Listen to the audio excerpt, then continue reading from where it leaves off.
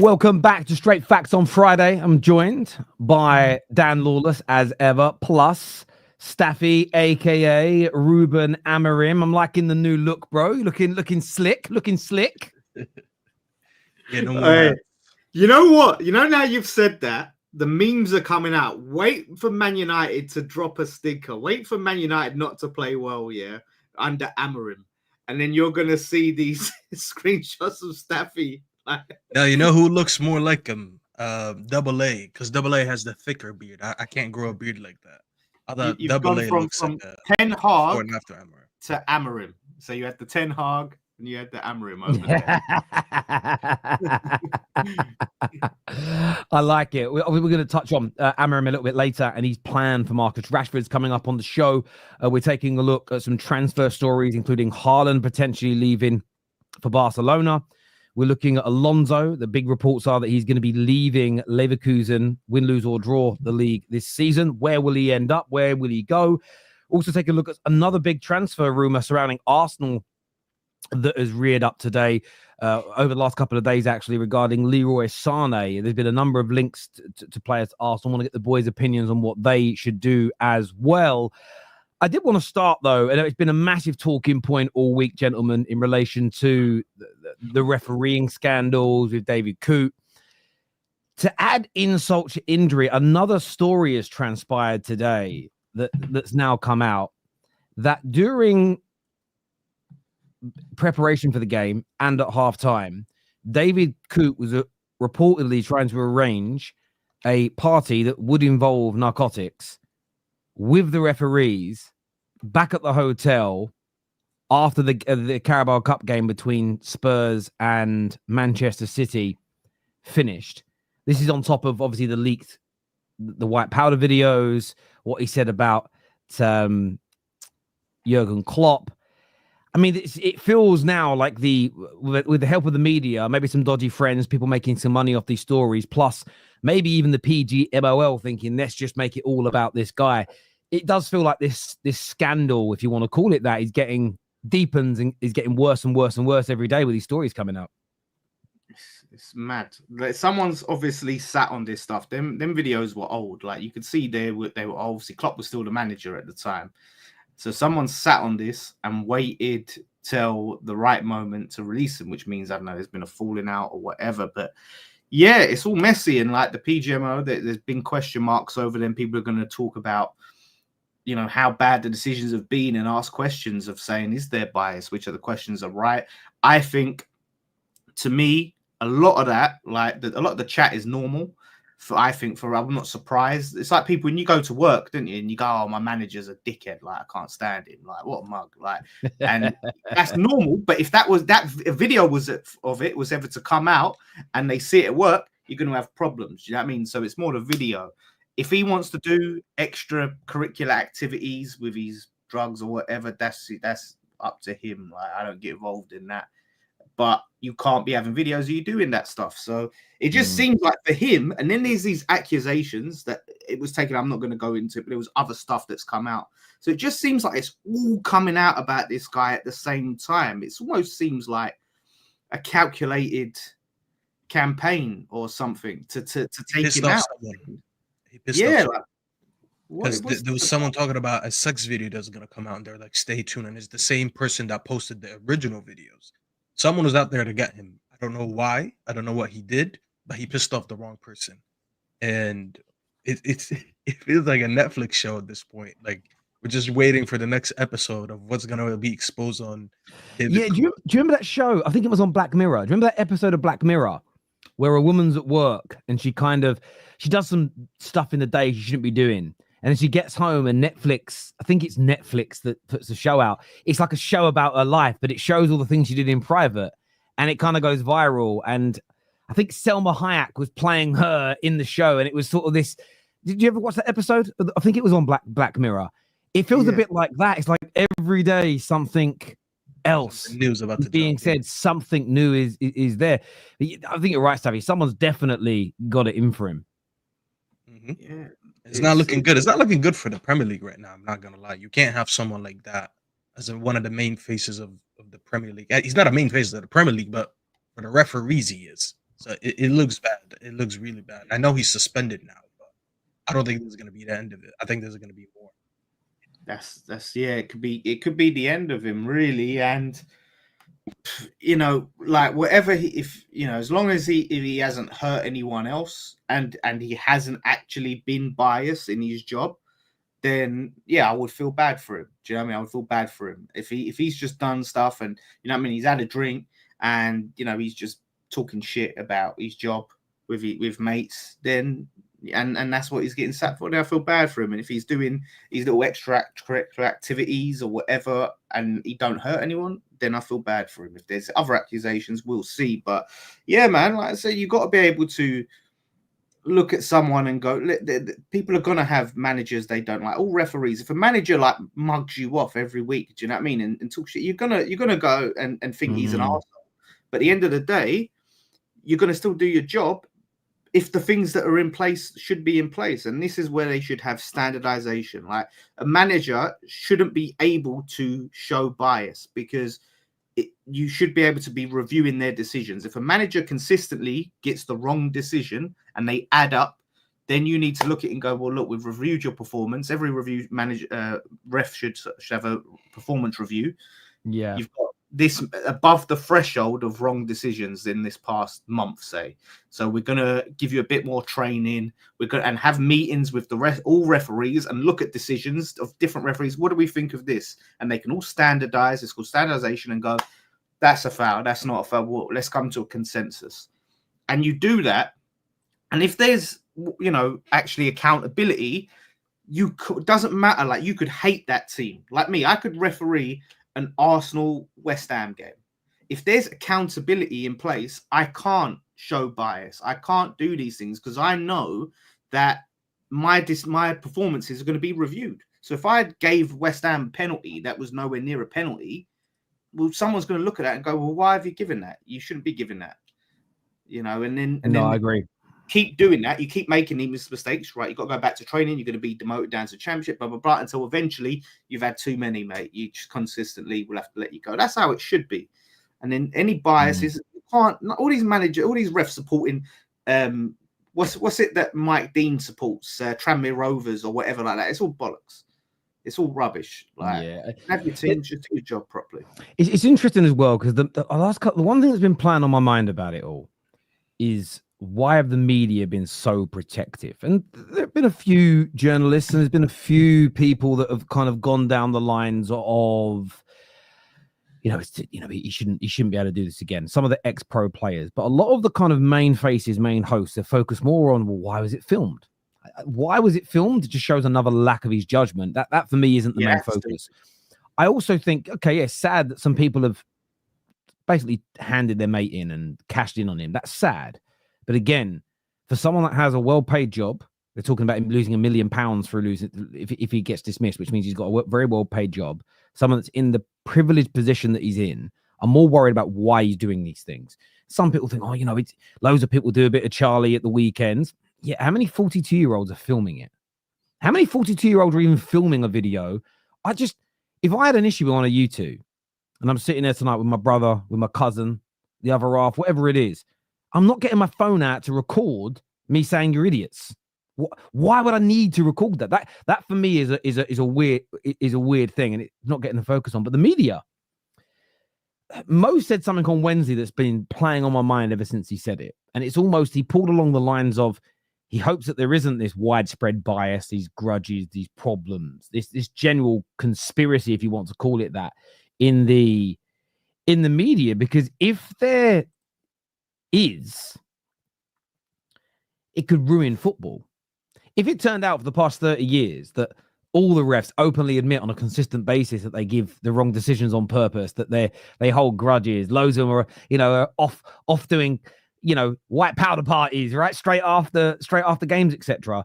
It brings everything into disrepute. Maybe the reason the mainstream media, Sky, who would lose billions of income if it turned out that every referee was doing what David Coote was, or 50% of them, how could you even have games next weekend until new referees? You couldn't do it.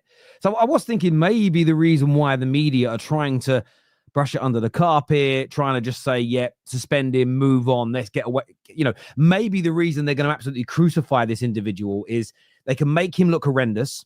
The PGMOL can suspend and then fire and dismiss, give him a little bit of help as well, send him to rehab, but say, look, we have zero tolerance to this behavior. We'll always help our people, but this is it. He's the only one doing it. We've shown how tough we are, the zero tolerance that we've got, to try and reestablish a little bit of control, and for the public to go, well, look how harshly they come down on everybody. We trust them again now. Well, there's just a little gut feeling, and it's the way the media are protecting them so much. It's the way that the xenophobic element of what he did, for me, has just been almost embarrassingly ignored too much. And yeah, there's something about it where I feel, I don't even know if it, I mean, yes, it's people that know him that are selling these videos, but I almost feel, and this is a little bit tinfoil hat, I will admit this, I almost feel like between the TV companies and the PGMOL, they need to massively crucify him, completely throw him under the bus, so that they can look like they're, doing the right thing by getting rid of him. But equally, they can then come out with a statement that says, and this will happen to any referee that we ever get a whisper of doing this type of thing. Everybody says, well, we know they're standing on business here. We trust them because they're doing the right thing. Gary Neville and all these guys say, wonderfully handled, horrible situation. All the best of David Coote getting better, but wonderfully done by Howard Webb. And then everybody says, great. And then they move on. When maybe still behind the scenes, there's far bigger issues that are going on. The fact that, again, they didn't post mic'd up this week. They did the show, and it's on the Premier League website, but it ain't anywhere. The content isn't being pushed. And some of the stuff that was said on there was a madness. Literally, boys, I'm not even lying. Watch my video from earlier. They spoke about why Saliba had to go, because it ticked the 4 boxes around why Saliba had to be sent off. And then when they didn't send off Tosin, 2 of the reasons they didn't change it from a yellow card to a red is they said that Jota hadn't controlled the ball yet. But in the Bournemouth one, they said Evan Nilsson is going to go and control the ball, which Jota would have done if he wasn't fouled. And they said that the one for Tosin and Jota was too far from goal, and it was only 1 meter further back than the other one. So, those things are being ignored. Like, why the inconsistencies? Why the problems? All the conversations that have come out about the biases we know referees have had for years. By the way, Gary Neville shared that with us all. All of that's being ignored, and now it's just about snorting some white powder in a hotel room. I sort of feel as though you're starting to reframe this away from where fans want the focus to be. And why, like a magician, why are you so interested in making me look at this hand when actually I want to see what you've got in the other one? That's just, and again, like I've said, maybe I've got a tinfoil hat on here, but something just feels a little bit off to me personally. Yeah, so maybe it is a bit of it's a bit of both. You know what I mean? Like, look, I have no problem with the mics. I thought that I watched the Saliba explanation, and you're happy with that. Like, at least you can see there's rationale behind it. Whereas when you're watching it in the game and there isn't, it just feels arbitrary sometimes. Like, they just go, oh yeah, this is where I've gone to the monitor. Like, at least there's a breakdown of it. So for me, like, sacking David Coote won't change a thing, like, because the underlying issues are still going to be there. How they're consistently getting decisions wrong with VAR, the lack of transparency, the lack of standardization, just how different, like you said, one ref can give one decision one way, and then that same incident, a ref will go completely the other way. So all of these things will still be there. Sacking him, not sacking him makes no difference. They need to just look at it and go, right, in the contract he signed, as he broke any of the terms in the contract that would allow for dismissal. That's what it comes down to. So if there's anything in what he signed that says, yeah, if you're caught, in public talking about teams or whatever, then that's grounds for dismissal. If you're caught doing drugs, grounds for dismissal. That's what they need to look at in terms of not make it. I don't care about some PR of, we've got to be seen to sack him to appease the angry mobs. Forget the mobs. Is it the right decision to sack him? Yes or no? But they've got bigger issues than this one guy, and we're going to continue to see it unless they clean it up. And it's a distraction. I agree, and a lot of people have said that, sort of the accusations that have come out today that he was trying to organize what the newspapers are calling it like a drugs party. And again, I think those words make it sound ridiculous. And some people say no, it was just him trying to arrange like drinks after a game. And I'm like, okay, but again, someone as well paid as a Premier League referee, looking after a game between those two teams, I think it is absolutely unprofessional in the build up to that game and at half time to be focusing on a piss up or party later on. For me personally, I think there are certain jobs in this world where that isn't acceptable. It's not like you're on a lunch break when you're on the halftime bit. You're essentially like, even though it's a break from the game, the football match is still on. It's just the halftime period where you come in, you rehydrate, you obviously talk and communicate, you speak about the game. I'm sure referees do something similar on a performance level to what the players and the managers go through. Does that make sense? Like you'd be horrified as a fan if your players at halftime went in the dressing room, got on the phones to their girlfriends and their mates and started organizing their nights out. Yeah, that's it. You've got to be thinking about the half you've just had and then mentally preparing for the next half. And this is why for me I've got a horrible feeling that there's lots more. I just don't think David Coote's doing that by himself. I believe it is part of the culture of referees, which is why I think these inconsistencies exist. And a lot of people have said to me today, Terry, but you said that Saliba deserved a red. I did, but my personal subjective views are not the point to this. Howard Webb breaks down why Saliba gets a red card.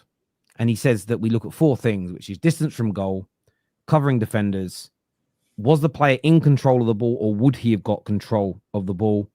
And there's another one which they did talk about the goalkeeper. But the direction of play. So is the ball going towards goal or away from goal? And he breaks down and says that Saliba's one ticks all of those boxes. And I'm like, okay, again, I can accept that. I thought it was a red card, so I'm not against what he said. It's then when you see the breakdown of tossings, when they say, well, it's too complicated, but it's too far from goal anyway, and Jota doesn't have control of the ball. So I instantly think, hang on. So there's 2 of the 4 that are not ticked for that one. But you could have unticked both of those for Saliba's, but you didn't. So when people say to me, Terry, but it's a subjective decision. How is it subjective? We can all, as football fans, watch that and know both Evan Nilsson and Jota were going to get to that ball. They're about the same distance from goal. So therefore, the distance shouldn't come into this. And they're a day apart. And the Arsenal one was such a famous situation. There is no way those other referees weren't aware of it. Now, again, unless they're spending a lot of their downtime organizing nights out and parties and not focusing on their jobs, why are they not aware of this? And it's that inconsistency that's being called out here. And as much as it's bad for Arsenal, you can argue that Liverpool are robbed. Maybe they score more goals, which helps their goal difference. The team that plays Chelsea next, Tossing was able to play. You had the Van der Ven situation a week later. Now, Crystal Palace could have played against 10 men, scored more goals. That meant Van der Ven was fit for his next game. Available for the next game. The ramifications of this are massive. And the problem with it is this. People try and say things like, Gary Neville kind of said it last season. We just don't want to start creating excuses for teams not to win. This isn't about protecting teams from rightful criticism of their style of play, their performances, their missed chances, the manager getting things wrong. But this is such a massive issue. The inconsistencies for me are the biggest focus. But they seem to be, again, most fans will agree that the inconsistencies are everyone's biggest problem. But no one's talking. None of the mainstream media are talking about the inconsistencies. They will highlight individual mistakes or decisions, get a justification for that in isolation, and everyone goes, okay, great, all dealt with, and they move on. I honestly think they feel we're stupid. That's how it comes across to me, boys. They can never, I don't think you'll ever get rid of the inconsistencies. You can reduce it, but you'll always get 50-50 decisions, right? And in those 50-50 decisions, and there's a lot where you can say, yeah, I can see why that would be given. I can see why it wouldn't be given in a lot of those situations. And really, it's on the players and the ref not to give the referee that option. But them ones that are like clear as day, and you're like, wait a minute, this is completely the same thing that was given last week that's not given now. They need to, them glaring ones. Them ones that are on a knife edge 50-50, I'm not fussed about if it's, this went one way this week and it went one, because it can go either way. But them glaringly obvious ones, that's how bad it is. That's what they really need to focus on. I completely agree. I love this comment. It says, now do you believe in conspiracies, Terry? No, listen. Do I believe in? Listen, some of the things that have been called conspiracy theories in this world, some of them have turned out to be absolutely true. Let's not like get that twisted. Certain things have been said, even in the last 5 years. That's all I'm going to say on it because the internet's weird. Have been proved were cool conspiracy theories that are now the mainstream. That's cool. What I don't believe is that the referees have got together and said we're going to just screw over Arsenal. We're just going to screw over Liverpool. We're just going to damage Manchester United. I don't believe in that. And again, if that's the narrative you're pushing, you're going to lose people. I think what I believe based on everything that's come out this week, I believe that these referees hold far too much bias. And I believe they hold grudges against fan bases, in particular managers and players. And it can chop and change. It might be, you might have a ref that goes for a month period of hating Man United because something the fans said. And then suddenly something happens at a Brighton game and that overtakes us because he now hates them more for a few weeks. I think this is rife in the game. And I think the PGMOL, my personal opinion, is they do very little to counteract it, this is why we're seeing the mass level of inconsistencies and then the way they cover it up. And the reason that I think the media outlets don't want to let it get out and why they protect them is because it would throw football into disrepute. You could argue that games couldn't continue for a while, and that would cost these companies hundreds of millions of pounds. That is why it makes sense for them to protect them. So I wouldn't even. If you want to call that a conspiracy theory, I suppose it is to a degree. I believe there is a bit of a conspiracy there to cover some of this up, but I don't think it's targeted at one particular football club. I think there is grudges and biases that are damaging the integrity of the decision making. I think everybody's fully aware of it at their level, but they can't allow it to come out. So it's being protected. The maddest bit is they should be doing a lot more behind the scenes to improve it so that it goes away, so we stop focusing on it. Because I don't think fans are going to let it go now, but that's just my personal opinion. Viewers, make sure you hit the like button. Make sure you are subscribing. Make sure you have also signed up to our notification group chat. You can scan that QR code that you can see on the screen as well. Moving on from the referee talk, I wanted to ask you boys about Ruben Amorim. He's at United now. He's just waiting for his work visa to be officially granted. Honestly, this is one thing about Brexit I hate. You have to wait for visas for European people. It's amazing. But he's coming in and he's got a plan. He has a plan, according to some reports, Staffy, in the short term anyway. It's not going to be Rasmus. It's not going to be Xerxes. The plan is to make Rashford his number one in the number 9 position. What's your thoughts on that, bro? For someone who doesn't like Rashford. See, why do you keep doing that? This guy is obsessed. Let me tell you, this guy is obsessed. That's why after last game, the first thing this guy does after a win is tweet me saying, "I'm angry Garnacho scored." He didn't see me. He didn't speak to me. He didn't watch my watch. It was nothing. He's obsessed. Anyways, no, it's not that I don't like Marcus Rashford. I'm not a big fan of Marcus Rashford. But yeah, I saw the reports. I thought about the idea. I saw. How do I phrase this? I saw a bit of anger from the fans, especially on Twitter. Some of them I'm sorry when I say this, they really need to get their heads checked. Because someone was like, Amorim out already. And I'm like, all right, bro. This is just insane. You're out of because of an idea. Whether it's sarcastic or not, I don't know. I just thought it's weird. And it hasn't even come from his lips, has it, Staffy? Like, this is a report. No, like he didn't say it. Today he's doing his first press at, I think, what time is it? UK about 7 o'clock. The interview's coming out. 7 o'clock, yeah, because it's I was trying to think of my time. So he's doing his first press today, and we're gonna get to see it. But no, it didn't come out of his mouth. But it's an idea, and I hear it, and I think the fans need to accept this. That number one, we're playing a formation that's very different than anything we've done in the last 6-7 years. We haven't played anything similar to this formation since Louis van Gaal. So by that nature alone, a lot of players to have a position in this team, they will have to adapt or their positions have to be tweaked to something similar. So we no longer have right backs or right wings, or we don't have left backs or left wings. So what are we going to do? Some of them are going to play as attackers. Some of them will play as fullbacks. Left wing backs and right wing backs. So they need to adjust their positions based on what the manager thinks. So it's very normal that we're going to see tweaks in players' positions. Rashford being used I tried to think of it this way. First of all, he's not on international duty. So he's going to be there in the training facility for 2 weeks. He probably got to meet the manager already if he's there. So when you look at it in a preparation type of, like when in that sense of preparation, he will have 2 weeks to prepare for a striker to play against Ipswich on his first game. Whereas Haaland is not there. He's with his national team. And I don't know if Xerxes got called up or not, but I highly doubt that Xerxes starts anyways. He's a different conversation.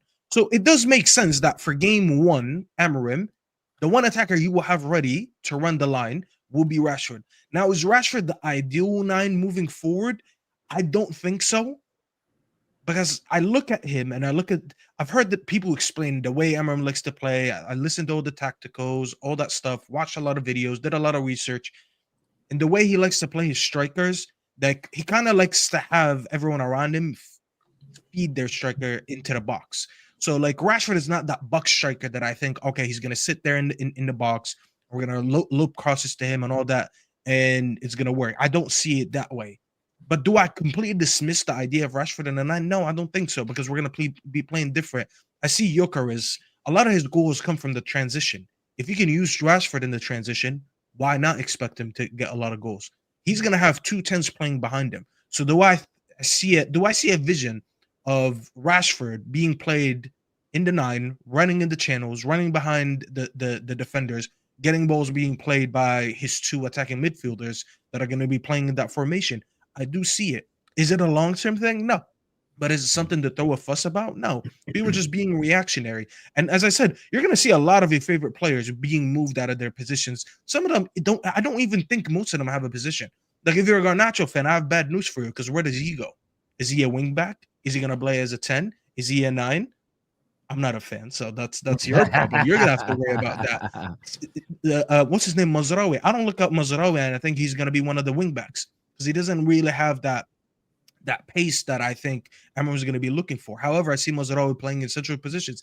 There's going to be a lot of tweaks. And this actually should be exciting. I can't understand people that are annoyed right now by just hearing speculations. Oh, Rashford's going to be in the 9. I'm excited to see how he's going to mold these players to play into his formation and his system and his tactics. And he might make some good players out. Like, let's not pretend that Rashford didn't score 30 goals just 2 seasons ago, less than 2 seasons ago. Let's not pretend that didn't happen. Let's not pretend that most of it didn't happen when he played in the 9. And if Ten Hag did that and we thought his football wasn't as good and people rate Amorim, why shouldn't you be excited? I'm not saying by any means is Rashford going to go back to that. But why shouldn't that idea excite you, just to be able to see it? You know what it is in reality, though? It's people are... I said this when Ten Hag first came in. I said the day that he kind of publicly says something nice about a Rashford or a McTominay, certain people that don't like those players will turn on the manager. And it's all to do with people just wanting to be right. So there are people that have said for years, some of them have said it for 7 or 8 years, Rashford ain't the level of the club. They're just desperate to see him leave so they can say, I was right. And the idea that he might be played as a 9, it fills them with dread, because it may not be long term. It could be 1 week. It could be until the end of the season and we go and get Gyökeres. There is a possibility, though, that if we create a solid system and Rashford fixes... Rashford isn't a great lone 9, but the way Amorim plays, as you say, with the 2 10s behind him, you're not really a lone striker because you've got 2 people very close to you. Rashford could flourish. Rashford could start scoring. And say Rashford did get back to his best level and Amorim makes it possible for him to be consistent over 2, 3, 4 years. All those people are interested in is I'm going to be told I was wrong about Rashford. Where for me, I just think as a Man United fan, whether your opinions on particular players are right or wrong, it should be the least of your concern right now. Man United becoming a better team should be up there. I don't see the point of wasting... If we play Rashford there for 2, 3, 4 games, doesn't work, and the manager's persisting, call it out. But I don't actually understand this idea of, right, I'm against the manager now. And it just goes to prove that you're not Man United fans. Whatever you're doing this for online, you're doing it for yourself. There is no...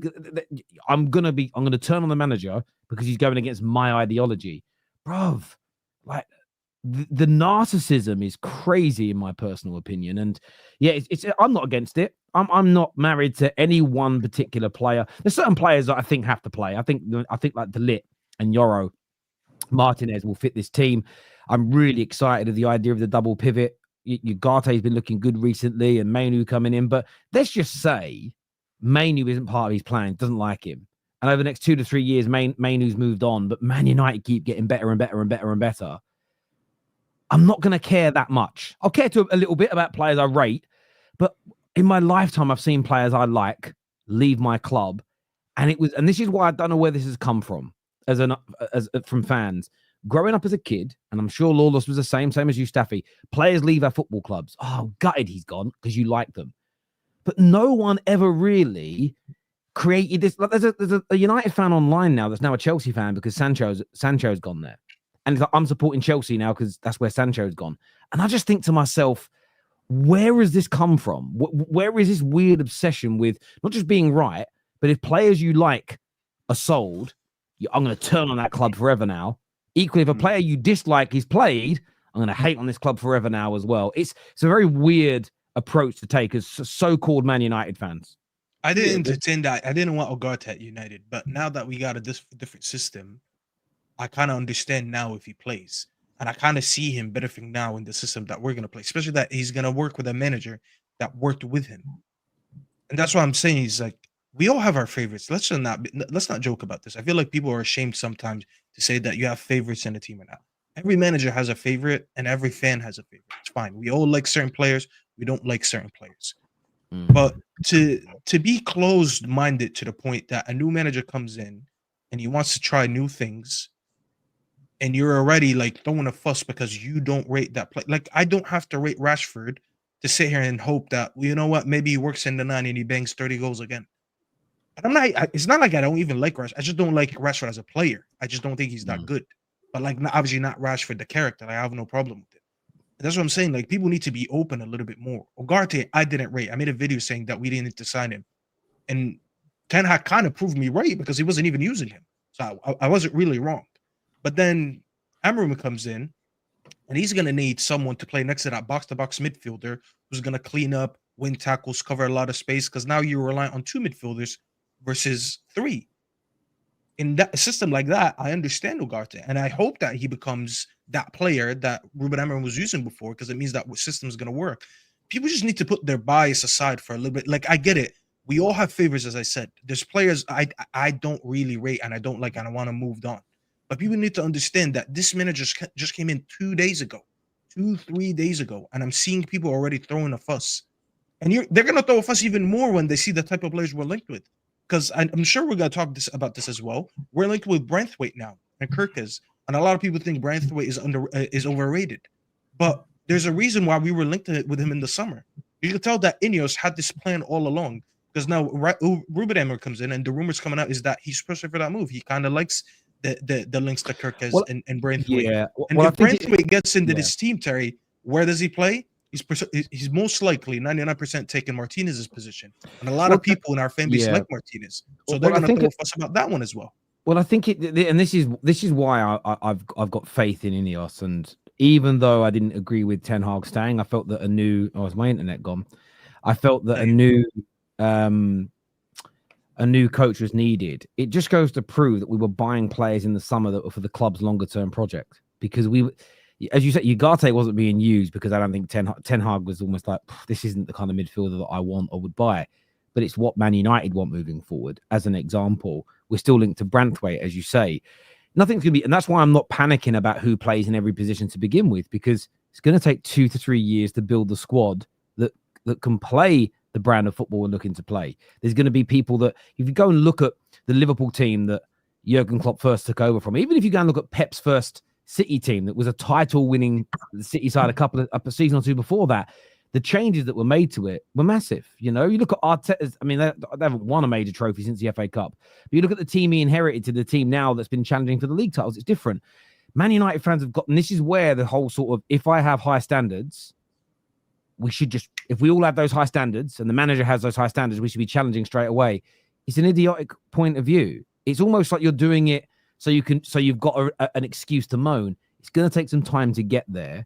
We need to get behind this genuine first rebuild at the club. I don't really get the meltdown. I'm excited about it.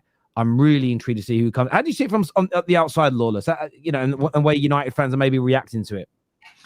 Yeah, like I think obviously there's going to be extremes on both sides. Like, I don't think people should be dismissive of anything. Like yeah, Rashford, he hasn't been good, but a new manager comes in. I think everyone gets a clean slate. At the same time, because I hear, I'm excited about Amorim and he's going to unlock Rashford. Like we've seen what we've seen from Rashford over years and years and years, different managers. He can be very good, but he blows hot and cold. So I wouldn't be getting excited. I wouldn't be dismissive. Like you just got to give the manager a chance to do what he needs to do with this club. Like new system, new approach, fresh ideas. He is an exciting manager. So that's what I'm saying. I never get why fans have agendas against their own players. Like people accuse me of having an agenda against Souček, for example. I don't have an agenda. My opinion is I don't think he should be starting. However, if I got a new manager and come in and he goes, right, I believe Souček can be the man, I'm going to go, listen, I can't see it right now, but I'm going to get on board with the vision, right? If he's going to do it, I'm going to give it a chance. As much as I don't hate any of my players. There's some players that I think aren't good enough to play.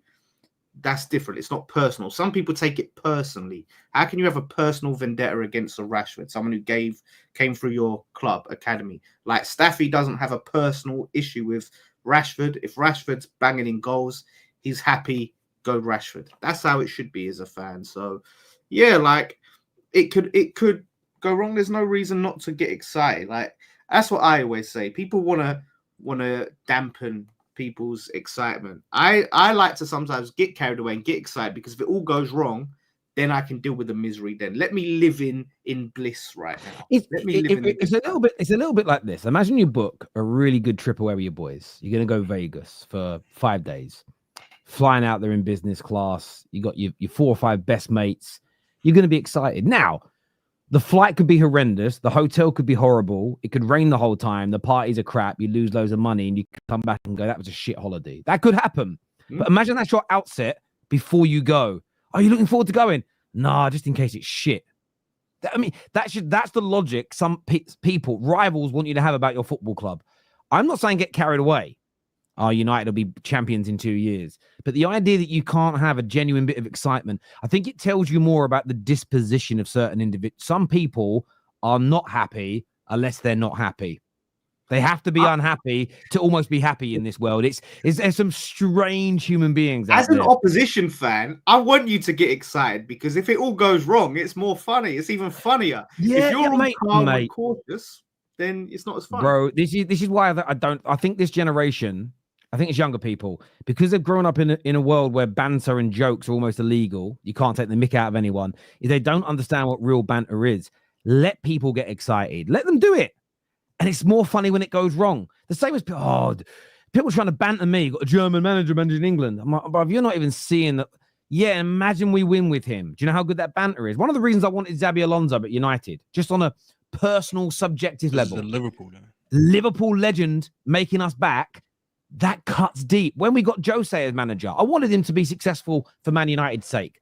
But part of me would love to have gone to Chelsea fans. Your greatest ever manager has just made us X, Y, or Z. There's that for me is where the banter's at a higher level. Nowadays, everything's just, we'll banter you if you're good, we'll banter you if you're bad, we'll banter you at the first hurdle. No one knows how to marinate their food anymore. Genuinely. It's fucking ready meal bullshit. Instant coffee is what these man's banter is. It's terrible. It's terrible. Let it simmer. Let it simmer. Exactly. Let it simmer. Viewers, make sure you hit the like button for us, please. Just over 400 likes, which is amazing. And nearly 2,500 of you tuning in, which is absolutely brilliant. So make sure you get that like button hit. This here from Red Indian says, Man United will be back competing in 2 years. That's from a Liverpool fan. Interesting. Competing for a title. I mean, I hate timelines. I really do, man. It just pisses me off. I get it. But no, bro, it's just I hate people who talk about timelines. Time is not a thing, bro. It's not tangible. Stop talking about time like it's granted that in 1, 2, 3 years this and that can happen. It does not happen like that. Should you have not a timeline but a deadline of we should be here by then? Because you're not going to give a deadline Amorim, for what? For him to get you where he wants. Like first, what is his goal? So does he need to get Man United back challenging, and by when? Because he isn't going to have an endless. Let me ask you a question though. No, I understand that, right? And I do get it. I get the question. And I think me and Staffy would both agree. We'd love it to be this season. We'd love to win our next 20 games on the bounce, right? And within a couple of seasons, you want to have got a squad that's good enough to compete. But what you also have to factor in this is that we don't control how good City, Arsenal, Liverpool, Chelsea are. Say Man United improve over the next 2 to 3 seasons and suddenly getting high to mid, high 80 points, but we're still only coming 4th or 5th because the other teams ahead of us now have also continued to get better. That's what the element with timelines frustrates me a little bit, is because people don't want to apply context to that. So I think it's going to take us at least 2 more summers to have a genuinely strong enough squad to even think about competing for a league title against the quality that's in the league now. Again, maybe the quality reduces in that time. So my deadline for the manager, if say there is one, has to be, is the word malleable or agile anyway, and be able to change. Let's say the overarching, say Arne Slot has got us all fooled and end up collapsing this season. They're not very good. Let's say Arsenal just keep getting worse. Okay, they're not bad now, but they get worse. Chelsea stay at this level. Pep leaves and City fall off. Then my expectation on us challenging for the league changes.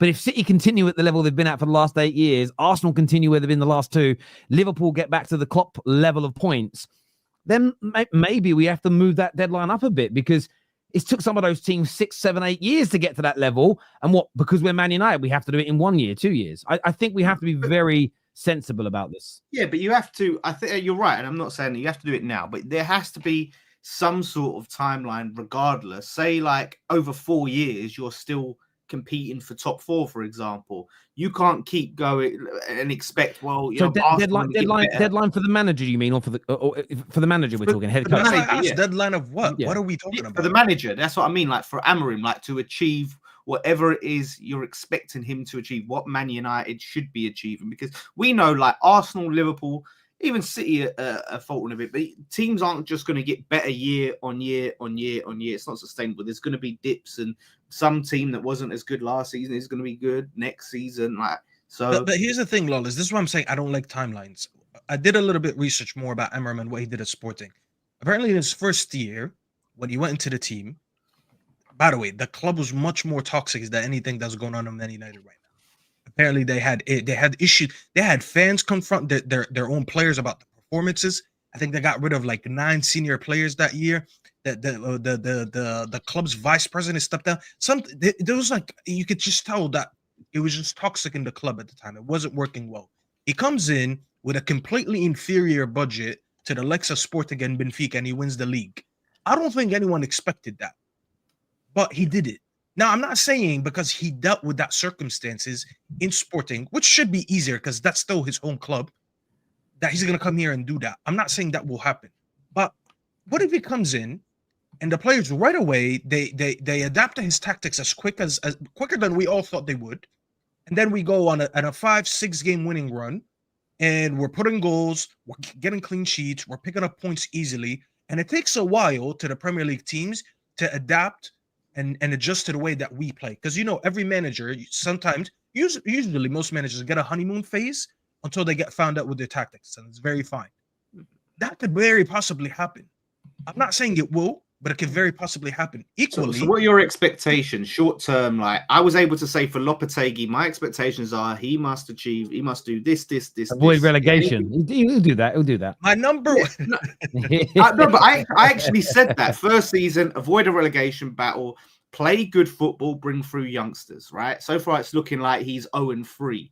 But I was able to clearly state these are my minimum expectations. If you fall short of this, then I can't support him. So do you have those minimum expectations in the short term for Amorim that he, the number one thing I wanted to see from him, well, I don't know why I'm talking in the past tense. He hasn't managed yet. The one thing that I want to see from him is an identity. He's already stood on business and said that he's going to play his formation, which is 3 in the back. So first thing I'm going to see against Ipswich, I want to see the way that he wants to play football. Okay? If he does that, he's already did something that Ten Hag didn't do. Because Ten Hag went back on his own principles. Mm-hmm. So number one, you've already exceeded one of the bars that Ten Hag had. Now, number two, he said, we need to win now. That makes me believe that he understands, and we're at an agreement that no matter what the situation is, when you take on a job at a club like Manchester United with the expectations, we have to win now. So he's already said that, all right? So I just hope this is a disclaimer later in the season. If I ever get pissed at Amorim at some point because we're not playing good, guys, he's already agreed that we should be winning now. When I take these words, I'm going to be like, you know what? He's at an agreement with most of us that no matter what's going on, the squad should still be good enough to be winning games. And now, as an example, we're in the Europa League. I think the Europa League is not as hard to win because you no longer have Champions League teams dropping in there. So I'm looking at the Europa League and I'm like, you know what? You've won trophies before. I think we're one of the best squads in there. You're one of the best managers in there. I expect us to go and win it. That being said, I'm not going to go Amorim out at bar like some crazy shit happening where, I don't know, like he has to do something crazy off the field or whatever with his squad where I'm like, oh, wait, no, he has to get sacked now. Anything else, I'm not going to go Amorim out on his first season at all. Because I'm hearing some fans saying, I expect a trophy and a top 4 finish. It's still early, or else I'm Amorim out. It is insane for me to judge him by that when we had a manager who was there for 3 years who couldn't even do that. He did it once, finished 3rd, and got us a trophy. And then he failed for 2 seasons after. Failed 1 season, and he was about to fail this season. So I'm not going to judge him crazy and say, oh, well, in the first season, he already has to do da-da-da-da. Yeah. I want my goals to be met. But I'm not going to go out on the manager right away if he doesn't succeed in the first season. Because I look at who he succeeded, and the person who he succeeded, who was here longer, wasn't going to achieve any of that. There's no way this season we would have won a trophy and finished top 4 with Ten Hag anyways. So anything he's going to bring is already going to be an upgrade. But I have to give him enough time. I need to give him time to come in and make all the changes that he wants to make. I think what I just want to add to that as well, I agree. There's a comment that's come through, and I'd like to address the comments. It says, excuse Terry, just because if Arsenal, City and Liverpool become good again, that doesn't mean United have no expectations. You need expectations, no excuses. But I didn't say there'd be no expectations. I said the expectations have to be agile. So I said if those teams stay where they are or go backwards, my expectations will increase in terms of a deadline of we should be competing by now. We should be able to win the league by now because you don't need 95 points. You need 80 points. And that's a differential. Secondly, I've said if those teams get better, then it doesn't mean I don't have expectations on winning trophies along the way. I've already stated on other shows, and I know you've watched, David, that I expect us to win a trophy this season. But not meeting all of my expectations, that doesn't equally mean I want him sacked and out the door straight away, because I'm not that polarized of a person. You have to contextualize it. Are we improving? Just because we've missed out on a trophy, does it mean are we best placed to just sack this manager and bring somebody else in at this particular moment? No. We are trying to build something. You know, I look at Arsenal right now, a prime example. They've built a team that should be capable of winning major trophies. If Arteta can't get him over the line, it makes sense to move on from him. It's very different from his first. Now we look back with hindsight, his first couple of years where he was trying to get that squad built. Now, listen, if you had brought a better manager in, maybe you would have been winning sooner, but maybe you wouldn't have even completed a rebuild. We don't know what we don't know, right? Both of those theories exist. So I just think what people are trying to do to Man United fans is say you've got to have high expectations, and if we don't meet some of those expectations, we want to see you all turn on the manager. And it isn't about that. Some of the expectations are about style of football. They are about us having an identity. They are about us feeling like the players care and enjoying the football that we watch and knowing that, you know what, I'm excited today. In the short term, some of the expectations are just going into games believing, like we did under Rude, that we've got a chance to win today. We went into so many games as United fans, putting our hands on our heart thinking, I don't even see how we get a point today. I don't even see how we score today. And so there's so much. I mean, of course, we have the expectations to get back to the top. But the idea of having a hard deadline of if in 2 years we're not as good as this Man City team, I want the manager sacked, I think that's crazy. I genuinely think that's a crazy level of expectation to push out at this particular moment. There's going to be context, like match performances. How are you getting those points? Of course. Are you getting... We're out context as the season goes, Lawless. Yeah. There's things that come into that besides where you are in the... Obviously, performance is everything, right? But if you fall short and you can clearly see progress, you see the team playing well, but you can say, do you know what? If we just had a better goalkeeper, if we just get a couple more, and that's it. And that's when I don't necessarily blame a head coach who isn't buying our players, by the way. So if he gets us next season, let's say we're brilliant this season, And let's paint a hypothetical picture. And viewers that are angry, I've said hypothetical. Okay, it doesn't mean I think this is going to happen. And let's say hypothetically we're in a title race. Okay, United have improved good. We come second to Liverpool, miss out by 10 points. But you know what? Haaland just weren't quite good enough. There's too many games where he had great chances and he didn't put the ball in the back of the net. Staffy was right. That for me is a case of, well, you go and get Kudus, you go and get Isak, you go and sign a better striker. You don't need to really change anything else. And that's what happened for years under Fergie. Do you know what? We need another striker. Boom, another striker comes in, team gets better, wins a trophy. That's where I don't always think you focus on the manager. If, for instance, the style of play isn't looking right, we're too sketchy out of possession, that's where I look at it and think, is that really about better players, or is that about them being better drilled? And I don't think Man United have been at a point over for more than, say, 6 months at a time in the last 11 years where we've looked at a team and gone, we just need better players. We've always looked at it and gone, there's something wrong with how we're trying to play. So again, an expectation I have of my new ownership and manager is to get us to a point where we should really be focusing on players more so than systems and coaching. I just don't think we've been in that space really and truly for about 11 years. It's a long time. We just haven't ever got it right from a structural point of view. And we know this with the players, because how many players have been the targets? Get rid of Fellaini, get rid of Rooney, get rid of Pogba, get rid of Martial, drop this person, sell this individual. Loads of them have come and gone. We've never really got any better. So I think it proves the point. And most of them have left and done well elsewhere. This is more about the structure to begin with than it is individual players, and that will come in time. When's the last time you actually proper challenged, would you say? Because I'm just thinking about 2013 when we won it. That was the last time we challenged. We haven't really challenged. Like, we finished second, I think, 3 times, and none of them were we really challenging for it. Yeah, like, so out of everyone in the so-called like Big Six or whatever, you're the team that's gone the longest without a challenge. Because even Spurs have had like maybe the season. We haven't challenged for a Champions League or a Premier League since 2013. Yeah, that's insane. Which is why people are sitting again, we just need to change. We've got to get rid of Rashford. It's why Rashford is like the least of my worries. Because getting rid of Rashford, you could literally give us 10 better players than Rashford in other positions. Without a club structure, we fail. How do I know? I've seen my club in the last 11 years sign Pogba, Zlatan, Di Maria, Falcao, to name just a few, and we didn't get any better. You know, like in the short term, maybe, but we didn't get any better. So we never got close to winning a league. Yes. No. Yeah. Exactly. Let me rephrase it. United will be established as a top 4 side within two summer windows. Take a compliment, bro. I feel you're scared with the past managers. Actually, so the reason I'm arguing timelines with you is not because I'm scared. It's because, like, I don't like the idea that people think within 18 months I can only start speaking about a certain topic. That's what people do. I hate that.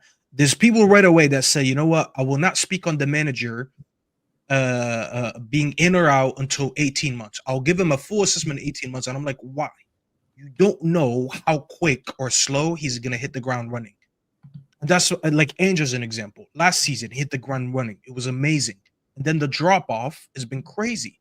Yeah. And now it's not even 18 months. And there's a lot of Spurs fans that want him out. But a season ago, they were saying they're going to win the league. And that's what I'm trying to say.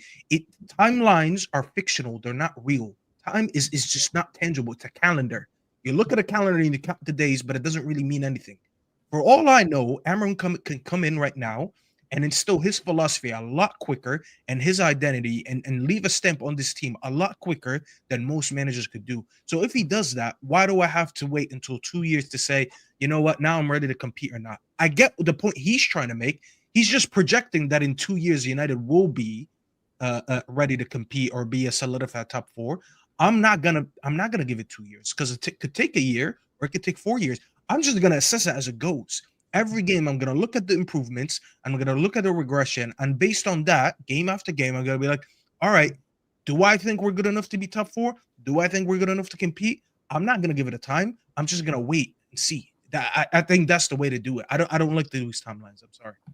No, I understand where you're coming from, mate. Rooney here says replacing the manager again after a short stay, buying players that fit a different profile for a different style of play, added a good amount of youth. Sounds like Chelsea. It just sounds like a structure, my friend. A lot of Chelsea fans say that, but This is gross revisionism. Ten Hag did try to build from the back against Brighton and Brentford and reverted to a double pivot when we lost. This side cannot play high-intensity games consistently. Okay, good. That's a very good point. So he did that in the first 2 games. First of all, the fact that he gave up after 2 games shows me one or two things. He's either a coward or he didn't prepare good enough. And the fact that he never revisited it for how long? Because he's been here for what? Well, we just sacked him. So he was here for over 2 years. He never really went back to what he did in those first 2 games. The only time he tried to play more expensive was last season, and he didn't play it the same way. He was doing the 3-1-6 thing. And that's not how he played the first 2 games against Brentford and Brighton. Against Brentford and Brighton, the mistake he made, I thought he underestimated the intensity of the Premier League. That was the mistake that I think, because he played 1 game, he played what's his name in the false 9, Ericsson the false 9. And then we went away to Brentford and he played him in the 6 alone. So he underestimated the intensity of the league. That's why I'm saying he never even went back to it. Whereas Amorim, he's staying on business. The reason Amorim is not at Liverpool is because he told him he wants to play a certain formation that doesn't fit their squad. So they both agreed, you know what, it's not going to work. That just shows me how persistent he is with his plans. So if he's going to persist with his plans and it takes a while to work, I'm just going to already give him 1 check mark and be like, you know what, you did something Ten Hag didn't do, which is stick to your identity. And that's a positive thing. Yeah, I think there is something in that almost you've at the time I didn't really see it as much of an issue. I thought it would come, but it was even then when he went to the double pivot, it was like we started playing well, and then he did revert away from that, and it fell apart. And it was, well, you found something that was working in terms of winning and winning trophies. Grow from that point, and it was just we never had that fixed style, and I think it's needed in today's game. Would you take Arsenal's last 5 years for United's next 5 years? Hell no. Hell no. Why would I do that? Not now that I know trophies. Yeah, not now. Years of buying dogs and adopting dogs and hell no. Why would I do that? Why would I do that? I don't need to blow up this team like what's his name did. Arteta did. Arteta came in and completely blew up that team. I don't need to do that. Most of my players are good enough to be here. No, of course not. I would. There's probably not a lot of phases in Arsenal's history that I would take United anyways. Because my successful periods is more successful than theirs, and my down periods is probably not as worse as theirs. So why would I ever? I would never do that. Rooney in here says, Terry, but we did it. LB said we aren't serious. Oh, I get that. I mean, LB's not here though. To answer that, like I don't know I can't remember what these boys said. I just said that you guys, I understood the youth all along. I did. I understood why you were buying youth. The only thing I ever stated is you need to go out and buy some more experienced players, and you did that this summer, and you're a much better team for it. So that element I 100% agree with. This here says Mike Tyson or Jake Paul. Who you guys got? I have to for the like. It's funny because I was thinking we talked about this. No, it was before. Like for the good of boxing, Mike Tyson protects boxing and beats Jake Paul. Wait, Terry, can you put that comment from Danielle Sinha? Third last guy. Staffy, you're obviously too young to see Arsenal 1997 to 2006. All right, was that period more successful than United? Because in that period, there's 3 Premier Leagues and a treble in there. Yeah, that's an insane. So why would I still swap that with United? I know United weren't good post that because what? It took us from 2000 and what until 2006 to win the league. I think we didn't win the league we won it in 2000, 4 and 5, and then we won it in 06. No, we won it in 2003. Arsenal won it in 2004, and then it was 05, 06. Then Chelsea won 2, and then we won 3. Yeah. So still in that period, as much as United weren't good up until 2006, the first 3 years in that time you just gave, United had 3 leagues and a treble. Yeah, like I'm talking about just. You don't need to be any age to go and look at trophy wins in years. Like you don't have to be born then to know that Man United were more successful. This year, regarding back to Ten Hag, it says he misunderstood the skill set of the personnel. I have been following the man since 2018, and I know he is a top manager, but if he had stuck to his philosophy, he would have been sacked that season. And he got sacked 2 seasons after. So it was a loss for him. Do you know what it is though, Shetty, when it comes to this? But this is what I remember. So when the manager came out and said that he can't stick to his philosophy and play it here, this is why I wanted him gone. It's not about him. And this is what I think happens to a lot of people. It's not about a personal vendetta against Ten Hag. There's no point hiring a world-class pastry chef who is the best in the world at making pastry but makes nothing else and saying, you're now on the meat section in my restaurant. Man United made a bigger mistake than Ten Hag. We hired a manager and then we didn't give him the tools and the resources and essentially force him to coach the brand of football that he was kind of famed for. It made no sense, and we do that all the time at Man United. We need a plumber and we hire a brain surgeon. We need a heart surgeon and we go and get a plasterer. We just do weird stuff. And this is why people have got to drop their subjective, emotional, passionate views about individual players or managers and understand that it's about getting the right collective together. So yeah, I think that's really, really important. Viewers, make sure you hit the like button and make sure you're subscribing. If I don't see the 4-3-4-3 next game, then I'm Amorim out, is what Grace. Let me ask Grace something. What if he tweaks the way he plays? Because I still expect him to tweak what he did, because I don't expect him to copy. Like, it can't be a carbon copy of everything he did in the Portuguese league in the Premier League. Because, like, let's be honest, the intensity of the Premier League is way higher than anything he faced in the Portuguese league. I'm going to challenge you and say, what if he plays his same formation, but he tweaks it a little bit? So maybe instead of, and I'm just going to throw hypothetical, because I think he might do that at times, but I don't know if he will. What if he sometimes, instead of plays 2 10s and a striker, he plays a 10 and 2 strikers? What if his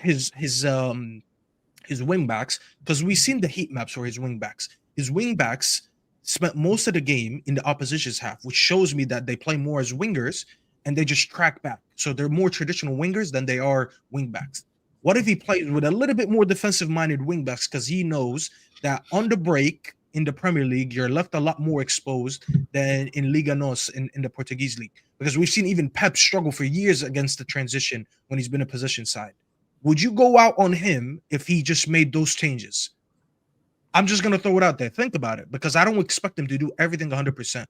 I expect the same. Your philosophy can always be the same, but you can change a little bit of your tactics and your formation. And by the way, Pep changes almost every year elements because people start working it out. So this idea that he has to do everything the same forever, I think, again, is a crazy standard to set.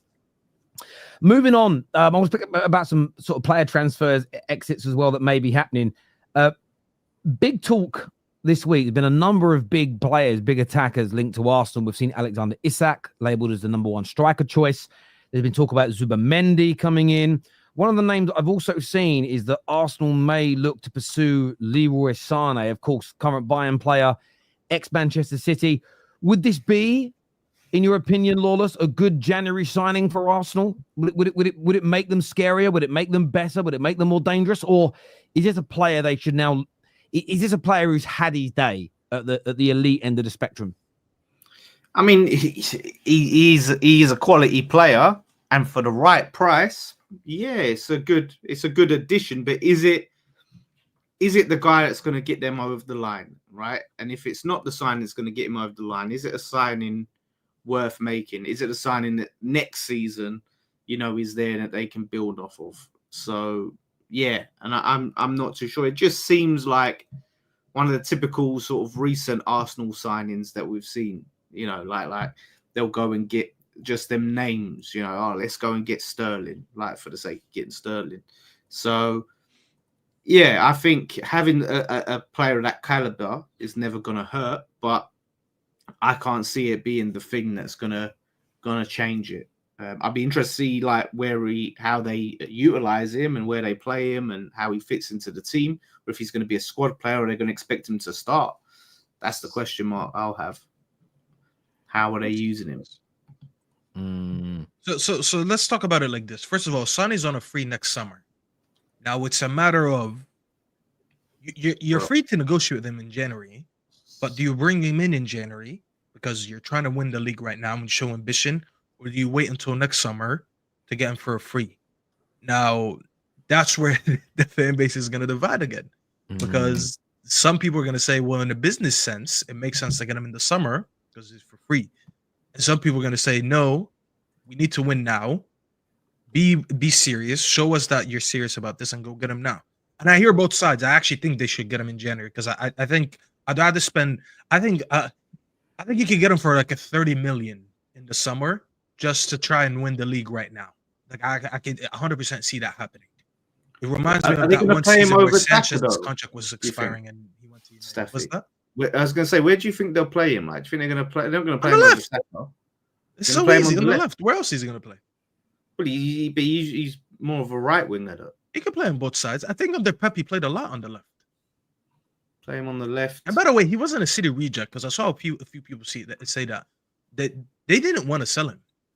He wanted to leave because he was getting the big move from Bayern, obviously. And he's German and he's playing for the biggest club in his country. So why wouldn't he go? So he's not a reject at all. It's not like City wanted to get rid of him at that time. Well, a lot of people are saying he's injury prone. I haven't seen his injury. He's a bit injury prone, yeah, but like he's still 28, so he's young. We've seen him in the Premier League before.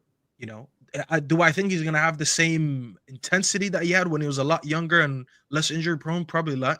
It'd probably not be as experienced. He's a winner. That's good. The word winner, by the way, I'm telling you right now, the word winner. That's gonna make a lot of people happy. Because a lot of people always say, get me a proven winner. Get me a proven winner. I think it's sometimes bullshit because you could be a bad player on a winning team. But a lot of people who say, get me a proven winner, there you go. He's a proven winner. But you know what you need? You need a manager that's a proven winner. 10 trophies and 5 league titles. So 15 trophies in total in his career. Exactly. And I think he fixes the left-hand side. I understand. Listen, I've been saying this since the summer and I'll say it again. I understand the people that are saying that they need a striker. I was also always on that camp that they need a left winger. I don't think Martinelli is that good. I don't think they have good options on the left wing.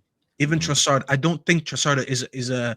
I don't think of Trossard as a starting attacker for a Premier League winning team. I rate him a lot. I just rate him off the bench. I don't think he has the intensity to play for 90 minutes. I don't think he looks good at this Arsenal team right now, anyways. So who else do you have there? I understand they want a striker. Ideally, you would go get Sane and Isak, but it won't happen. Let's just be honest, it won't happen. And Isak is probably too expensive to happen in January anyways. If you can get Sane, you 100% go and get him. He will add goals. He will create from that left-hand side. He will give you that. There's a huge loss in the technical aspect for some of these players from Arsenal this summer. Excuse me, because they sold a lot of technical players. And they saw in some players that I don't really rate that high. Like I don't rate Marino that high. I think Sterling has proven that he's washed.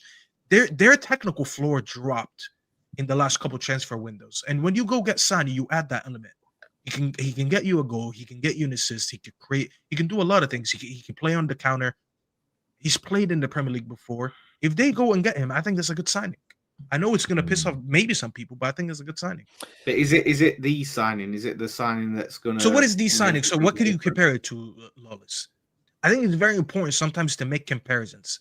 So when people talk about something not being the best thing, maybe it's not the best thing, but is it the best thing possible? Are you going to go get a Lamine Yamal as an example in the January? Probably not. Are you going to go and get Nico Williams? Probably not. From what's available... If it's not going to get them...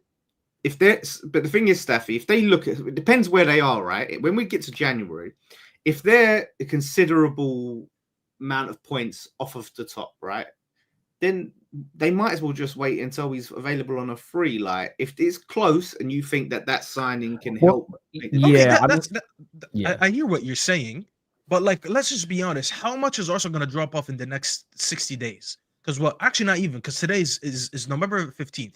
So in the next 45 days, month and a half, how much are they going to drop off from the title race? I don't think they'll win it, but I got to put my opinion aside. I'm just talking about it right now. If I'm someone who thinks Arsenal can win the league, they've got to go in January and go and get Sane. Yeah, they've got to weigh it up because obviously the reports are that Isak's the number one striker target, and if he is, you're going to probably it's going to be 100 million in the summer, maybe 120, 130 if you want him in a January. You always pay a premium.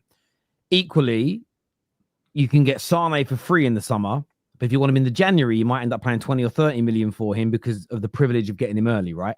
You've got to weigh that up. Do you pay 20, 30 million pounds for a player that's free in the summer now, which means you're not going to be able to get Isak in January either. Like you can't get both because you're gonna have to pay above the odds for both of them, and that's when you start to get into all the realms of overspending by 60 or 70 million, and it's still no guarantees you win the league, right? Even though it probably puts you a little bit closer. Which of the two would you overpay for if you had the choice, Staffy, in January? Would you overpay for Isak or would you overpay for Sane? Both excellent players, both improve you, but which of the two do you think would be more necessary in January? Isak, because Isak, there's a long-term plan with him, and he's a premium player. I think he's one of the best strike in his position as of right now. He's one of the best in the world in that position. Whereas Sane, I do rate him still, but I would like Isak is probably the second best striker in the league, but Sane wouldn't be the second best winger in the league. Yeah, I would go for Isak. You're getting something premium with Isak.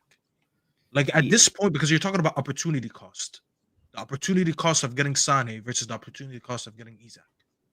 The upside of eventually getting Isak is much higher than the upside of getting Sane. So 100% I would go with Isak. Just because you're not going to run into a lot of Isaks in the next couple of transfer windows. Yeah, he's going to be a difference maker. Some people talking about Kudus in the chat. You ain't getting no Kudus in January. And again, I've said this to Arsenal fans. It don't make sense for Arsenal to go for Kudus because he's not effective on the left wing.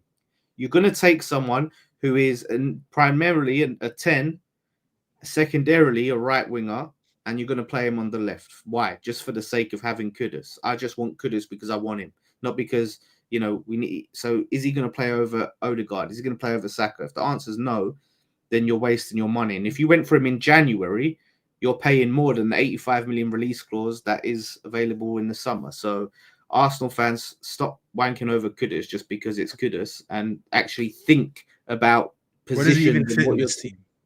Yeah, like I gotta play down the right. They don't play with a 10 anyways because Odegaard is an 8. So where does he even play? Yeah, right. That's what I'm saying. So if he's not going to play, it makes no sense to get him as a backup to Odegaard and Saka if you think he's not better than them two players. It makes no sense to do that because why? He's not going to want to do that, and that much money as well. On a back. Kudus would go to Arsenal. He'd go to Arsenal though, surely. What, as a bench player? Yeah, but I think what you're doing there, and I get it because you don't want to lose him. But can I also be honest with you? And I mean this with all due respect. He is. I think there's a limit to how long you guys can keep him. It's not about keeping because I think Liverpool makes more sense. That's what I'm just going to say. I think someone. Like I know you just don't want him to go to Arsenal, but the point I'm making is. What have I said that's wrong? No, it's how you're saying it, I suppose. I think you just don't want him to go to Arsenal. And the word bench player, what Arsenal need out of someone like a Kudus is maybe he does start off week 1 on the bench, but he is the quality where he could oust anyone in their front line. He has, and I said this when they were linked to him before he joined you, he has the ability to make Saka stay on the bench. And some gooners won't like hearing that, but it's the truth. Just because he goes somewhere as the backup to begin with doesn't mean he'll always be the backup. He has the ability to become a first-team player at the football club. And I think that's an attraction to him. And again, I would probably, I know he's free, Leroy Sane, but he is 28. He's had the injury problems. Depends how much budget Arsenal have. I'd go, if I could, again, magic one time, if I was an Arsenal fan, Isak, Mohamed Kudus in the summer. But the problem is, could you get Kudus in January? Could you tempt West Ham with 70 or 80? Why not? You guys are a selling club. Did you say 70 or 80 million? Yeah, you lot are a selling club. Well, everyone's a selling club. Everyone's a selling club. West Ham, you're a proper selling club. Well, are we? Because it took a lot. Look at everyone said we was going to sell Declan Rice. Look how long it took for us to actually sell him. 105 million. But you sold him. Yeah, eventually. But that's what I'm saying. Every club for the right price. But with us, yeah, you think we're gonna take him for less than the release clause in January? No. If they want him, what is the release clause? What is the release clause? 85 million in the summer. Okay. So if his release clause is 85 million in the summer, if you want him January, then you're paying. So like 90 million. 90 million. Well, no, that makes no sense, does it? Oh, just 5 for 5 million. For 5 million, I'd keep him to the end of the season. But it's more money than you'll get. Yeah, but it's more money than you'll get in the summer. No, but the value of us having him for the rest of the season, right, and the positions that we could finish, 5 million's not worth it. But again, but that might be how you look at it, Lawless. I don't think the owners are gonna look at and say another. Kudus might be looking at it that way either. Kudus might be looking at it again because I mean, it looks like he got himself sent off so he doesn't have to play. That's what it looks like. I'll get me out of this. We're talking about the wrong player. Actually, we should have been talking about this player. And I told you before the show, Terry, we should talk about this. Paul Pogba is on a free after he terminates his contract with Juventus. Go away. Arsenal should be 100% all over Arsenal. Yeah. Well, I was going to say, you think I want to send my boy Pogba down there? No, wait. Hold on. Wait. You thought I was talking about West Ham? No, I thought you said about Man United. Oh, United. No. I thought you said you. Because I'm like, no, I don't want to hear anything. Pogba should never go back to that tier. I just don't want to hear. No. I'm talking about Arsenal. 100%. If he's on a free, by the time he terminates his contract with Juventus, Arsenal should be all over that. Pogba in that team fixes a lot of their issues. I understand he hasn't played football in a while. There will be concerns about his health. I'm talking about just football-wise. Footballing-wise, he comes into that midfield just on ability alone. He's their best midfielder. He won't need to play 90 minutes because you have a stacked team anyways. But he will 100% help this team. I think that's if I'm Arsenal, it won't happen. I'm just saying it should happen. I don't think it should. If I'm Arsenal, I wouldn't take that risk. I wouldn't. What is the risk? He's for free. Yeah, but he's not for free because as Terry always says, there's no such thing as a free transfer. No. You know what I mean for free? Like you're not negotiating with a club. Obviously, you're paying him a salary and all. No, I know. Yeah, you're paying him a salary. You got to pay all these fees, and then you've got him on the book. So if it comes with a lot of baggage, yeah, when he's on it, he is phenomenal. He's an excellent player, right? But if you get a Pogba after everything he's been through between the time that he left Man United and now, and you're not getting the player that he was, mate, I just think if I'm Arsenal, but to win the league, you do have to take risks, Lawless. Like there's no one. Okay, there is not a single person that they will sign in January that could give him the quality that Pogba. I'm not saying it will hit, but imagine because he keeps talking about him training, that he's ready to come back. He's going to be better than ever. So he's already fired up and he's ready. Okay, he has that fire in his belly. What's he gonna say? Like, what's he gonna say? He has that fire in his belly to come back and prove a point. What if that actually does happen and it benefits Arsenal because they decided to take the risk on him, which I believe the risk on it is very minimal because you're not paying a fee to sign him from anyone. Obviously, you're going to put him on a salary. But he comes in, he helps them with their creation issues because they don't have a lot of creators in that midfield. He gives them the depth that they don't have. He's a proven winner, like a lot of people talk about and they want in this team. And I think he kind of fits what some of the things that Arteta likes to look for. He likes to go for physical, tall players. I don't understand why that wouldn't be a good idea. But for free, and you wouldn't go for that? Come on. He's like 31. He's not even like Wash. He's 31. Okay, one, what wages is he going to be looking for? And two, who's he pushing out of the team? No, but I said he becomes a part of it just because of his injury history over the last 2 years. He doesn't come in and needs to play 90 minutes right away anyways. Yeah, but you want someone that if you need him to play 90 minutes consistently, if you want to, that he can be relied on. How would you need him? When you had no Odegaard, you couldn't even trust Wanyeri. If Odegaard is out again, there you go, you're playing him. He's better than Marino. So if you ramp him up, you can play him in that midfield instead of Marino anyways. I don't know what you think. I never even thought about it, right? Until you just said it on the stream, Steph. Pogba going to, I said earlier about the banter, having a German that might win England a trophy. It's great banter for the Germans. When Jose came to United, I was so desperate for him to do well and win us the Champions League because you could really stick it to Chelsea fans. I'm not saying Arsenal fans should endorse it, but just look at it from this perspective. Imagine the pain you could cause Man United and Man United fans if you brought in Pogba, low risk, because I think he's at a point in his career with everything he's just been through as well, where he would probably take some type of, not pay as you play per se, but a lower base where he's bonused when he does play. I think he may take that. I think there's a personal part of him that would love to stick it to people in England. The Graham Souness is the one that said he isn't good enough. If Arsenal were to bring him in, even if he only clicked for 6 months and he helped win you the league, do you understand the pain that would cause Man United fans like myself? It would be honest. It'd be like watching your ex that you love dearly marry and have babies with your biggest op. Or one of your biggest ops. It really would. Yeah, why wouldn't Liverpool go for him then? Why are you not advocating Liverpool to go for him, Staffy? I'm not advocating anyone. I'm just the same midfield issues. Staffy's the advocate. Wait, hold on. Hold on. Okay. So first of all, Arsenal have midfield problems. Liverpool, I think, have lesser midfield problems. The proof is that they're on top of the league. Arsenal don't. Arsenal need to fix some of their midfield issues by adding depth. How great is it to add depth with someone with the quality of Paul Pogba? Whereas Liverpool, I get it. I think he would be a good fit there too, but he doesn't. First of all, they don't need to sign him. They need a 6. Arsenal lack creation. They lack an 8 that can put a foot on the ball, create something, and they don't have depth when their best creator in Odegaard is out. That's why I'm looking about what's available and what does he fit. I'm not saying I think Pogba, if he's fit and he's playing, he probably gets in most teams in the world, anyways. Because I'm hearing a couple Madrid fans saying, you know what, maybe we'll take him on a free at Madrid because we haven't really replaced Toni Kroos.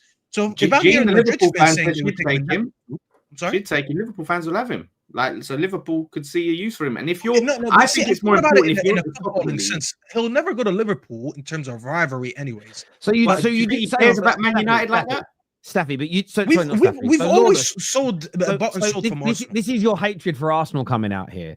So you're advocating him going no, Lawless. You're advocating that Liverpool bring him in because they're at the top and it improves their midfield further. But you kind of scoffed at the idea of him going to Arsenal, or initially you went, fuck off, him coming to my club. Now suddenly Liverpool should buy him, but you want Liverpool to buy a player to win the league, but you wouldn't have him at West Ham. Come on now. What I'm doing is, let me explain. I'm pointing the holes in what Staffy's saying, right? Because I don't think anyone should sign him. Like, not anyone. I'm saying I don't think anyone in the Premier League sort of running like the. You start Souček, you would take him. No, I'm not saying I would. Listen, if he was on the right wages, of course I'd take Pogba for the right money. I'm telling you, if Pogba signs for West Ham tomorrow, Lawless is going to come in with a Pogba haircut. No, I'm not. He's going to go get a hair transplant. He's going to put a wig, and I'm going to see the blue stripe on the side. He'd be dabbing all over East London, all through Stratford. He'd be dabbing everywhere, bruv. It'd be dab central. There'd be more dabs in East London. There'd be more dabs in East London than in David Coote's hotel room. I'm telling you, mate, 110%. But no. What I'm saying is, and I don't disagree. Like, yeah, I would take Pogba, but when it talks about Arsenal, I'm putting the floor. And what Staffy's saying is, Arsenal should take him. Arsenal, and I'm saying, and I don't think Liverpool should sign him. Why aren't you suggesting that for Liverpool? And Liverpool fans in the chat are saying they'll take him. But what I'm saying is that if anyone needs a player to come in and make a difference that's free, if I had to choose either of them, well, Liverpool are in pole position. They need to strengthen to make sure that their team don't stagnate and they do get over the line. You're completely missing the profile player that he is. First of all, when we're talking about just rivalries, there's no point of even entertaining the idea that Pogba would ever go to Liverpool. Like, he would never go to Liverpool. Why does he give a shit about Man United? What do you mean he doesn't give a shit? He's a Carrington product. What are you talking about? Yeah, but the last time a Carrington product went to Liverpool? You treated him like shit. You don't care no more. You think if they come in with the big money, mate, the big money and the chance to win the league. What money does he need at this stage of his career anyways? The guy's living life in Miami, bro. He's not going to Liverpool. Do you think he's going to turn down the league alone? He would never go to Liverpool. I was trying to address it in a footballing sense. I'm looking at a team's needs. If you tell me right now, what did Liverpool need to win the league? I will stay a midfielder, but I'll look at someone who kind of replaces Enzo more. Not someone to play in the 8, because it's not like he's coming and Pogba's not going there to play over Gravenberch and McAllister. They already have that established. I don't think Arsenal have a midfield that's well established. And even if they do, when they have injuries, he doesn't trust the guys, and he doesn't have likely replacement for some of the players. You lose Odegaard in that team, you lose creation. Do you want to risk that again? No. So what do? You go address it in January. What is the best thing that I have in January that's actually doable? Put Pogba on a free. Like, that shows so much ambition if they get him. And I understand people want to sit here and talk. By the way, I don't think it will ever happen. I'm just saying it makes a lot of sense to try and get that done. When people call him a bum, people will say this, and that. This guy at the end of the day won a World Cup. So if he's a bum, God, I hope one day I become a bum like him. Because this guy's a World Cup winner. He's won titles everywhere. I'm not gonna just judge him by what happened at United. But for anyone to think that Pogba doesn't get into the Arsenal team and improves them and makes them a serious team in a better environment. By the way, this Arsenal environment is better than anything that Pogba's seen at United. He was at United. At United, he was through toxicity for years. This Arsenal team has a lot more harmony. He goes in there and he automatically improves them. What are people talking about? Just to break down Pogba, if it was say he's a bum, this is a World Cup winner, 4 times Italian champion, Europa League winner, 2 times League Cup winner at Man United, as an example. He's won the Nations League. He's won 2 Italian Cups, 3 Italian Super Cups. And if you want to throw it in there, he's on the under-20s. He would have had a Champions League if he fucking run into MSN. All of that means he's had a great career. It doesn't mean no. But we're answering people saying that he's a bum and he's not a winner and he's never been one. This guy was he doesn't have the bottle. The bottle. This man is a winner through and through, Paul Pogba. Honestly, if he goes to Arsenal, I think it might make me cry. I think I'd cry. I think it made me cry. It made me cry. It really would. Jeez, that'd be crazy. The Europa League, yeah. So he scored in the final. I think he scored in the World Cup final and in the Europa League final, but he's not a winner. Mm-hmm. But how many midfielders have played in the Premier League? Let's just see if we can name them. Name me the Premier League midfielders that have scored in a European Cup final and the World Cup final. Name them. Name the midfielders that have done both. European, I don't know. I'm going to Google it. How many Premier League players have scored in a European and World Cup final? I bet the answer. Bobby Charlton didn't even score in the final for England. He scored in the semi-final. I'm trying to think. He weren't English. Nobby Stiles, one of only 3 Englishmen to win both the World Cup and the European Cup, but obviously he didn't score in the finals. I mean, I'm looking for the players here. Can't think of who they are. I don't know if anyone's ever done that. So when it comes to like winners, genuinely, like, did Ballack do it? Did Ballack score in the Champions League final or a Europa League final and the World Cup final? He didn't score the World Cup final. No way. Did he? I don't know, but maybe he did. I don't remember. Ballack has the worst resume when it comes to finals anyway. So even if he scored, he didn't win them. Yeah, it's just one of them weird ones. When people say Pogba ain't done anything, and I'm like, he's one of the he's the only Premier League midfield player. In fact, he might be the only Premier League football player to score in a European Cup final and a World Cup final, because there's not been that bloody many that have done both, right? So this talk shit when people slag him off. Pogba won't have VVD kicking him in the head. Let's talk about Maguire when he right. The heel. The Ronaldo. If Kudus goes to Arsenal, will they be scary, Terry? They'll be scarier. Yeah, definitely. If Arsenal in the next 2 windows sign Mohamed Kudus, Isak, and another top midfield player, we'll all be worried. None of us are going to sit there and go, "Nice, this means nothing." I mean, Lawless will cry, but there we go. I honestly think, though, none of these Arsenal fans have watched Kudus on the left wing all this season, and just how painful it has been and how lost he is on the left wing. Like, fans have been screaming at Lopetegui, get him off the left wing, and a lot of them are wanting him on the left wing, or they're wanting him as this backup player to these world-class Odegaard, world-class Saka. Yeah, it's a strange one for me, and for some reason, like, he's the only club that will come in for him. He's the only club that he can go to. We'll see, like I said, but get him. How angry would you be if he goes Arsenal? Please play him on the left. Please do that. Please, because if you do that, you're not going to improve. You're not going to get any improvements. You're going to waste a quality player. So go and do that, or please sign him and keep him on the bench. Yeah. And the thing is, I think if he does go, maybe it means that Odegaard is going.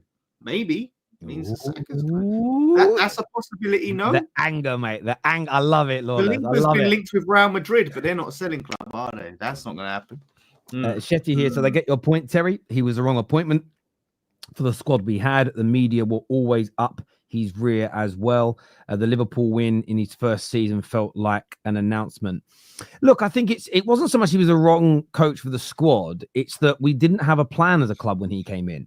So it's fine to have brought him in with that squad we had play your style, and every signing we make over the next 2 to 3 years, and that 700 million we spent should have been to make that style of play work. Plus, you've got to then plan beyond that manager and know that, well, we need to make sure that when Ten Hag leaves for whatever reason, the next person comes in, they pick up where he left off.